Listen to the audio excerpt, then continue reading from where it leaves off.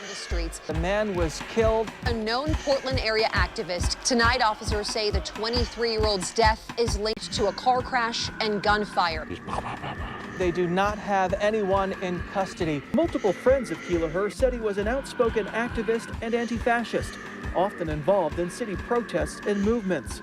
Earlier in the night before he was killed, Keillor was at nearby Cider Riot, according to its owner, a popular hangout spot for anti-fascists. The mystery began around midnight. Police say an SUV crashed into a building. And the building where the SUV was found crashed, the Democratic Party of Oregon. Officers believe somebody opened fire into that SUV. When officers got there, no one was around. There were no witnesses or victims at the scene. Daryl came out of his tent and saw that an SUV had taken out a tree and was stuck. Big boom, collision, and then he backed up and did it again. And he hit a tree over there, and it did something to his transmission. He was stuck there, revving it, trying to get unstuck. Meantime, Sean was in bad shape. His friends trying to get him to the hospital. He was lifeless when his friends were, it was difficult for him. They were trying to get, vocally just, walk, man, walk, damn it, trying to get him to get up. Hours later, they learned someone had driven this 23-year-old to the hospital. Police have not said whether or not that person was shot. He has since died. Police say that Sean Keillor died of blunt force trauma early this morning in Northeast Portland. And we've learned that victim was a well-known Portland activist. And police are calling his death a homicide.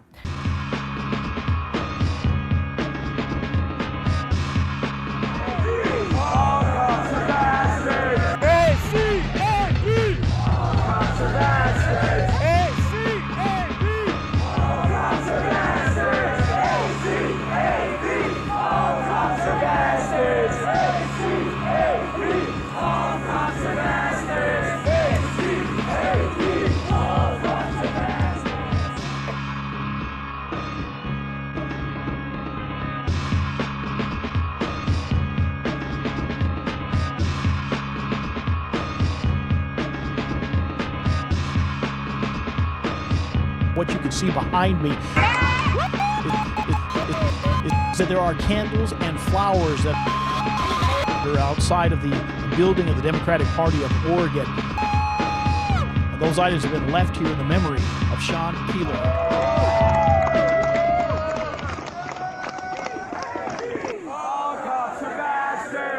ACAB! A chaotic scene in Northeast Portland early Saturday morning.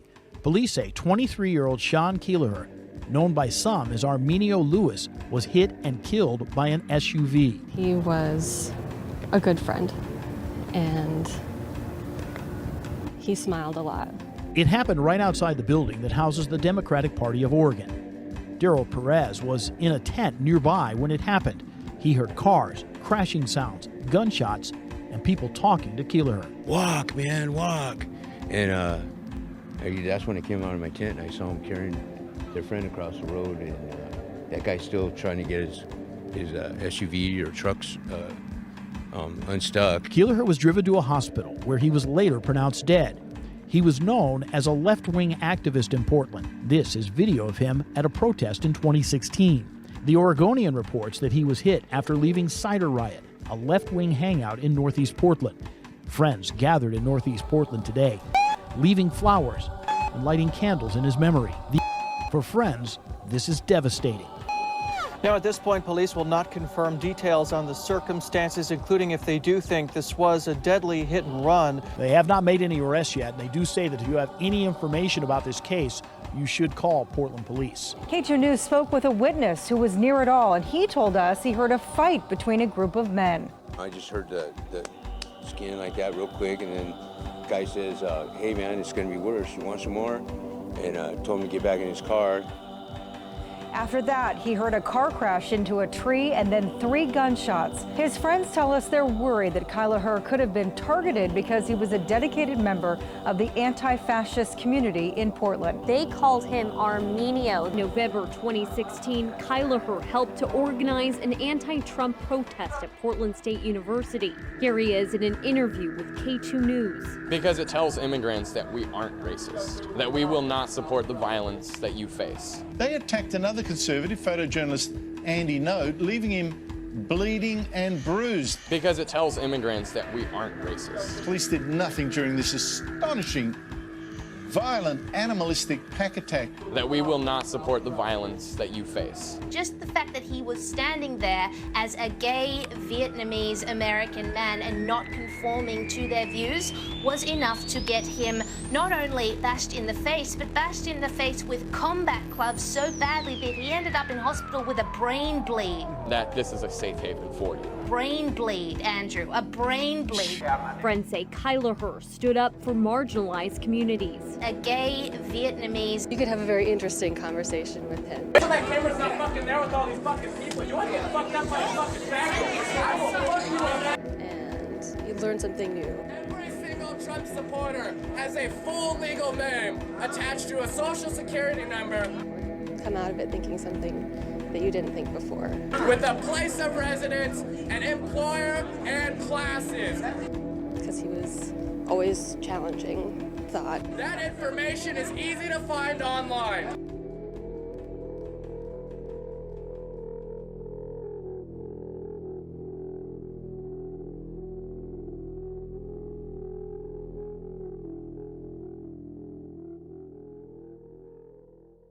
A fifth Antifa killed. Folks, this is our webpage. If you go to news by subject by date and then go to the category Antifa, you will see the newest story, the one we're covering in this video, at the top. Newest is always at the top. Remember Heather Hare in Charlottesville? Remember Charles Landeros in Eugene, Oregon? Remember William Van Spronson in Tacoma, Washington? Remember the Dayton, Ohio shooter? Well, it seems we now have a fifth case. Some blame the Proud Boys. We'll see that some German tweets flat out say that Nazis killed him. Some suggest that Patriot Prayer may have done it. Disappointingly, Sargon of Akkad is among them, though it's fair to say that he's not making that suggestion out of malice, but rather ignorance, and he for the most part supports what Patriot Prayer does. At any rate, as we'll see, he may have died due to negligence for selfish reasons, to protect perhaps Cider Riot from getting into deeper trouble, or perhaps just to make sure there's some place for their band to play next weekend or something else selfish like that. It seems that no ambulance was called for him and that he was put into a car after being dropped a few times, according to a witness that we'll see, and then driven to the hospital by people who were not able to administer the sort of emergency medical treatment that he may have gotten if they had called the ambulance. So perhaps his life could have been saved were it not for their negligence. Certainly negligence.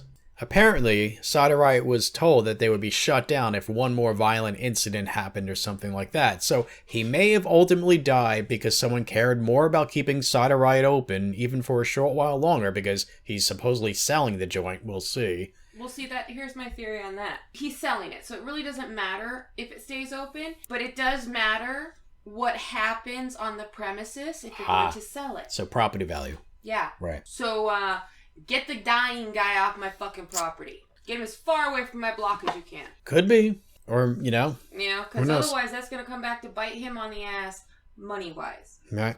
This, by the way, is a photo of the deceased, as is this. This is one of his nicknames.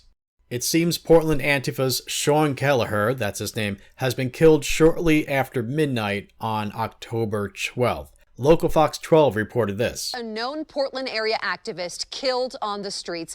Tonight, officers say the 23-year-old's death is linked to a car crash and gunfire. Let's get right out to our Fox 12's Tyler Dumont. He is live at the scene where police are trying to piece this investigation together. Tyler, what can you tell us? Well, Bonnie, so far Portland police have told us little information about the circumstances on what unfolded here. They have told us that a man was killed, and at this point they do not have anyone in custody. Meanwhile, friends of the victim have now set up a memorial on the sidewalk here to remember him. A silver SUV sat still on the sidewalk near Northeast 9th and Everett just after midnight Saturday. Portland police officers surrounding it with crime scene tape after finding it crashed and abandoned and evidence that someone had shot at it. Investigators later learning a victim had been taken by friends to the hospital where he was pronounced dead. Police now naming him as 23-year-old Sean Kelleher. An autopsy concluded his death was a homicide. caused by blunt force trauma. We're really upset and sad about it, and we're looking for answers. Tressa Rayford says she thinks her friend Keeler was run down by the SUV intentionally before the driver took off. She and groups of others gathered in the afternoon to mourn, lining the sidewalks with roses and candles, and writing his nickname, Armenio, on the building next to where he was critically hurt. I came here to pay honor to him because we love him, and so we didn't want this to be an empty space. Multiple friends of Keeler said he was an outspoken activist and anti-fascist, often involved in city protests and movements. Earlier in the night before he was killed, Keeler was at nearby Cider Riot, according to its owner, a popular hangout spot for anti-fascists. And the building where the SUV was found crashed, the Democratic Party of Oregon. It's sad whoever this might happen to, and obviously we're all sharing the same concerns if that political involvement had anything to do with the events last night. Executive Director Brad Martin said the office was closed at the time, but when he got there later Saturday, he found signs of what happened here, including an uprooted tree and the building scuffed. He also put caution tape along the street, giving mourners extra space and safety. I just think that we need to be mindful of our neighbors and we need to take better care of each other. Now, at this point, police will not confirm details on the circumstances, including if they do think this was a deadly hit and run. They are, though, asking for anyone who witnessed what happened here to get in touch with them. Reporting live tonight in Northeast Portland, I'm Tyler Dumont, Fox 12 Oregon. Anyone with information is asked to contact Detective Scott Broughton, maybe, at the numbers you see right there, or Detective Rico Benilla, I guess. Russell Schultz, you know, the guy who's basically Joey Gibson's right-hand man, I guess you could say, commented this in a post by Joey Gibson. Unlike any reports I've seen so far, this person, whoever this adolescent ghost is here, this person claims that one of the passengers was hospitalized, presumably with a gunshot wound. It seems that these comments you see here and all other comments were removed and the discussion was closed. These were comments on a Willamette Week article. But look down here at the responses. You have 3 sad, 1 surprised, 2 angry, and 12 funny. A lot of people out there celebrating this, and the whole, you know, Joey Gibson and his friends and Portland's liberation, they're not celebrating this at all. We'll come to that. It's just random people that, you know, who knows. Here's a report by local news KATU2. Investigating a bizarre incident in Northeast Portland overnight. Officers went to the area of Northeast 8th and Davis just after midnight for reports of gunshots in the area. When they arrived, they found an SUV had crashed into the side of a building. Officers believe somebody opened fire into that SUV. There were no witnesses or victims at the scene, but police say one victim did show up at a nearby hospital. Police have not said whether or not that person was shot. Officers are still investigating and are asking anybody with information to come forward. According to this report by Coin6, are investigating a shooting and a crash that ended with a Portland activist dead. You're watching Coin6 News at 10 o'clock. I'm in Paris. Police are investigating the death of 23-year-old Sean Keilher, a progressive activist killed after that violent chain of events unfolded overnight. Coin6's Jennifer Dowling talked to witnesses today. She joins us live in Northeast Portland with a look at the scene. Jen?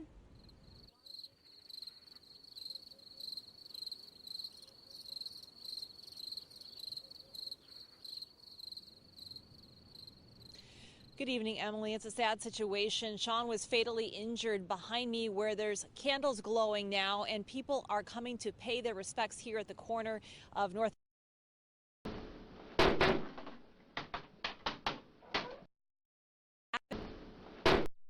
Advocate of progressive ideas, and many would like his killer brought to justice.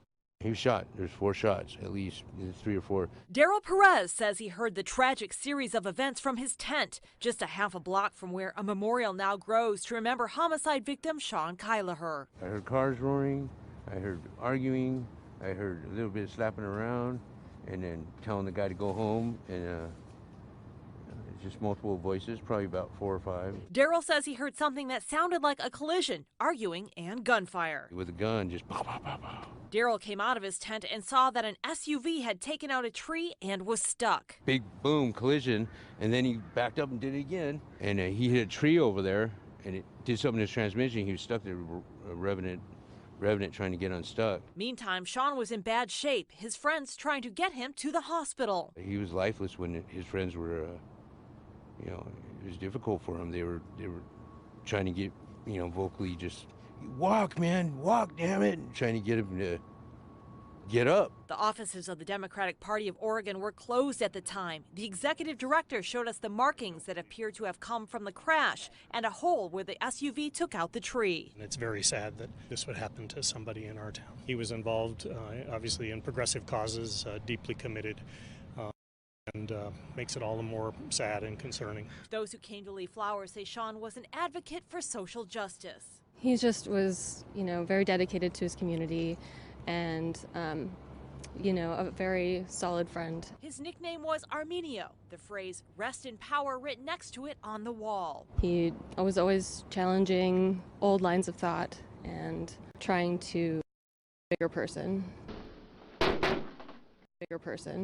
And I really appreciated how much he put himself on the line for other people. We loved him, and we are all really shaken, but we are going to come together because that's what we're all about. Even though shots were fired, the medical examiner found that Sean died of blunt force trauma. Police say tonight that arrests have not been made yet in this case. They're still looking for more information. They're asking any witnesses who might have seen the shooting or the crash here to come forward with that information. Alrighty, folks. Now, notice that they interviewed that guy, and he was saying about how they were trying to get him in the car, but they kind of cut away from him before they finished his quote. But in the article, they continue his quote as saying, "He's heavy. He slipped out of their hands a couple of times before they got him back to the car," unquote. Now, there's two things to note there. He's saying back to the car. All right. Keep in mind, it's a witness. You know, witnesses are not always accurate, and sometimes they say the wrong words by accident or whatever. But that would suggest that he was in the car or at the car at some point. All right. But he slipped out of their hands a couple of times, he says. And again, I'm bringing that up because they should have just called the emergency medical technicians, the ambulance, but they didn't. They picked him up and dropped him a couple of times. So they may have actually ultimately killed him because of whatever motives they had for not wanting to call the authorities. Just keep that in mind, folks. All right, let's move on. It would perhaps be appropriate to charge them with negligence for his death, as you said, Tabby. That woman in the video is Megan Vogel. She seems to be the partner of Luis Marquez, the foul, venom-spitting Komodo dragon. And I call him this because Komodo dragon saliva infects those whom they bite with a harmful bacteria. And this saliva tends to drip from their mouths and just hang there in a manner that is not unlike Luis Marquez. Here we have Luis Marquez with toxic bile oozing from the foul gob of his festering rat face. Oh, I got the willies now. Notice, by the way, she's talking to the media. She's Antifa and talking to the media, and other Portland Antifa are saying, don't talk to the media. What are you gonna do, hit her over the head with a bike lock? This report by KATU2, Homicide Detectives Investigate Death of Portland Activist, contains a video of their report. Thank you. 6:01 now. We have an update to breaking news we brought you over the weekend. The Democratic Party of Oregon's building is now covered in graffiti. K2's Genevieve Rayom is there live in Northeast Portland seeing all that this morning. Genevieve, that's the scene of a homicide investigation, too. Friends of the man killed say he was an anti-fascist. Yeah, take a look at all this graffiti. Most, if not all of these Antifa signs are new overnight. Police are investigating 23-year-old Sean Kyler's death as a homicide and say the Democratic Party of Oregon's building is a part of the investigation. Kyler's friends say he's a known anti-fascist who we've interviewed before. Because it tells immigrants that we aren't racist. Well, all right. That we will not support the violence that you face. You little liar!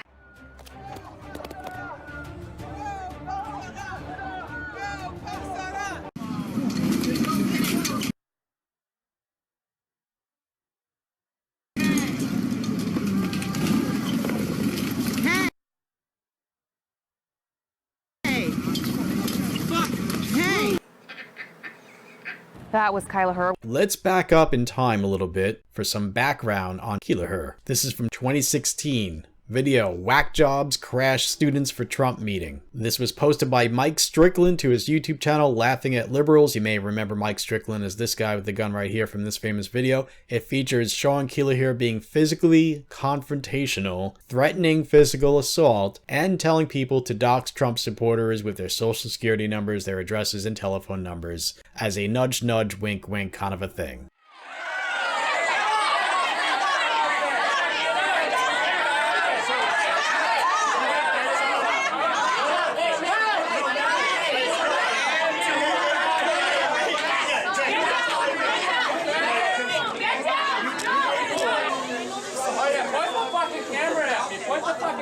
Wait till that camera's not fucking there with all these fucking people. You want to get fucked up by a fucking faggot? I will fuck you up. Every single Trump supporter has a full legal name attached to a social security number with a place of residence, an employer, and classes. That information is easy to find online.